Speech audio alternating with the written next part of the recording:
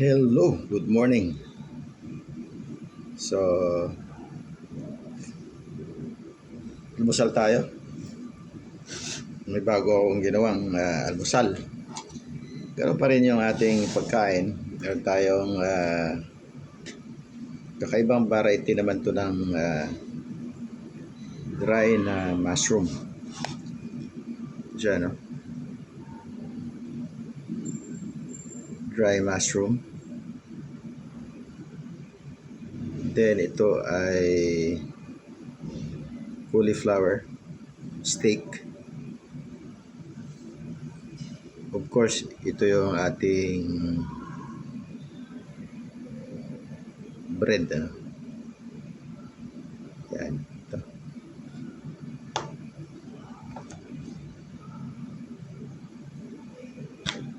Ito yung ating cauliflower inspired by Gordon Ramsay.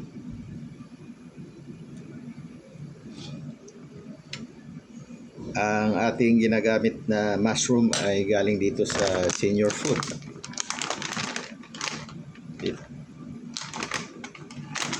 Senior Food. Chinese siya. Ayan siya. Tura. Yan. Senior Food. Good taste for you. Okay, ating flour na pinakamura na nakita natin elsewhere sa Alphamart, itong all-purpose flour SM Bonus. So tikman natin ngayon ang ating tinapay.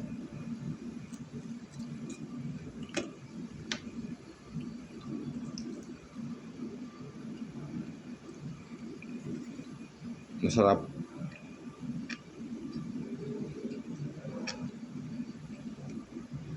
Ang gusto ko sa kanya, amoy fresh bake. Kasi ikaw mismo magmamasa. Ikaw mismo yung magbe-bake. Hindi siya masarap pagka hindi mainit. May aroma kasi na lumalabas from flour mixture ng water sa flour. Ito naman bagong variety natin ng mushroom.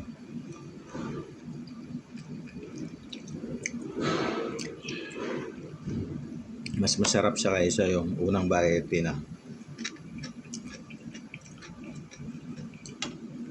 kinuha natin, no? Itong variety na to parang common to sa mga probinsya. Ganito. Dried siya para may store mo, no? Hindi siya masisira, hindi mapapanis. Hindi mo kailangan i-rep.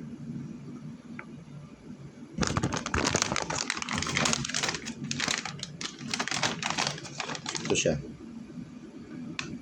Okay. Ang kagandahan na makukuha natin sa mushroom, number 1, VG tayo. Kasi yung karne, nakakasira actually ng kidney yan pagka lagi kang karne.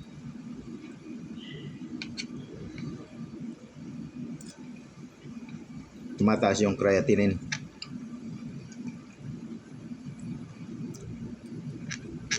Yan, pag lalaki, pag red meat,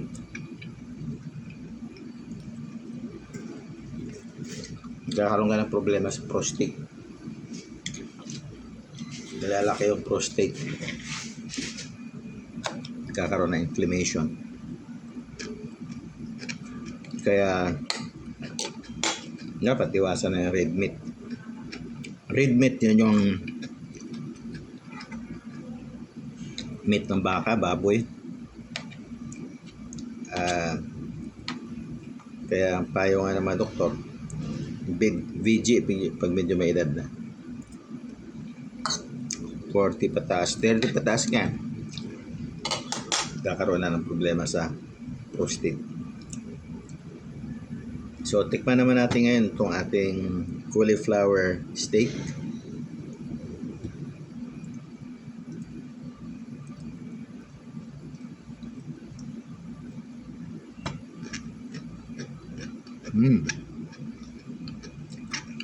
Masarap siya kasi yung steak ko,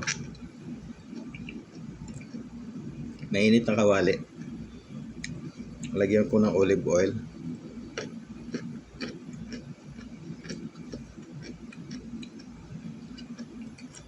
Nilagay ko yung cauliflower. Mainit na siyempre. High to medium yung apoy.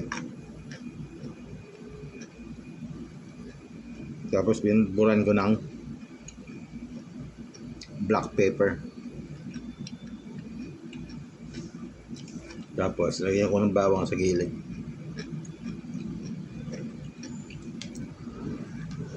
Siyempre, the best. Cauliflower is full of vitamin C.